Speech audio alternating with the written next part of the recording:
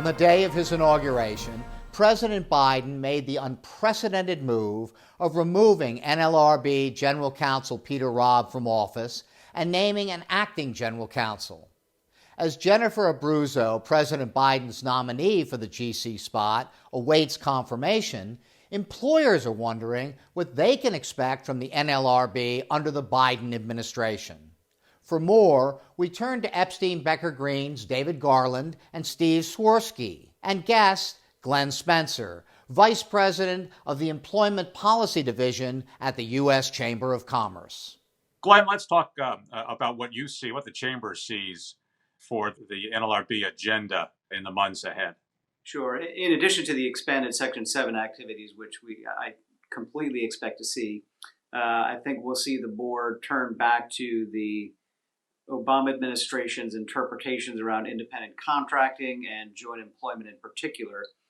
Joint employment is an interesting one because, as we all know, there's a rule out there now. So if the board chooses to go that rulemaking route, they're going to have to use the normal process to repeal that rule and then try and replace it with something else. And the current chair has indicated that she does favor a rulemaking process now that the board has gotten some more experience with it. On independent contracting, we'll definitely see some changes in case law there. And in addition, I think the General Counsel will reinstate the prior administration's view that misclassification in and of itself constitutes an unfair labor practice. Steve, let's talk a little bit about the makeup of the board and what you see in terms of its significance right now and going forward.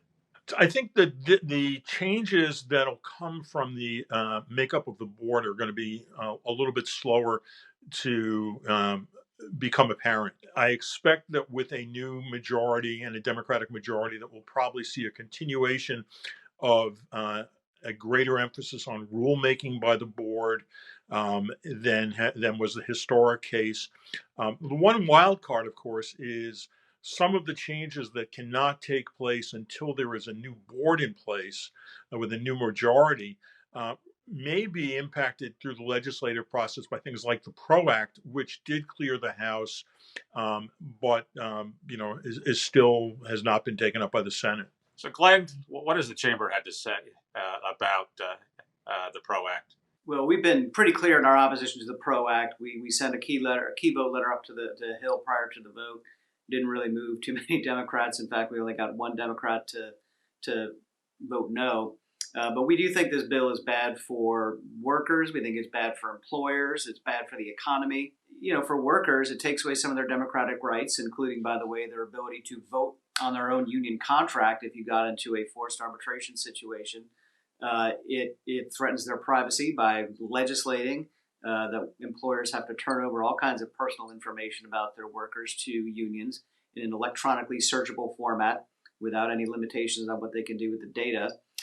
It says that employers have absolutely no standing whatsoever in representation proceedings, which we find to be ridiculous. Just from top to bottom, the provisions in this bill are extremely dangerous. Steve, in your practice, what impact, if any, have you seen as a result, as a consequence of the president's remarks on supporting union activity and supporting union organizing?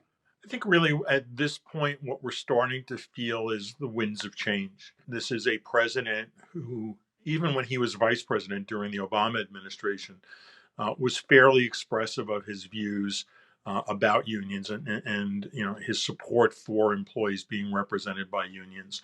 But I think if you look at the range of who the appointees are, both at the NLRB, where the nominations for general counsel, for the acting general counsel, those who we expect to see as likely nominees for the seats on the board when those seats come up to be filled, there will be a change, and it's going to put pressure on employers in a lot of ways. Thanks, David, Glenn, and Steve. You can listen to an extended podcast of this conversation at employmentlawthisweek.com or on your preferred podcast platform. Thank you very much for watching, and we'll see you next time.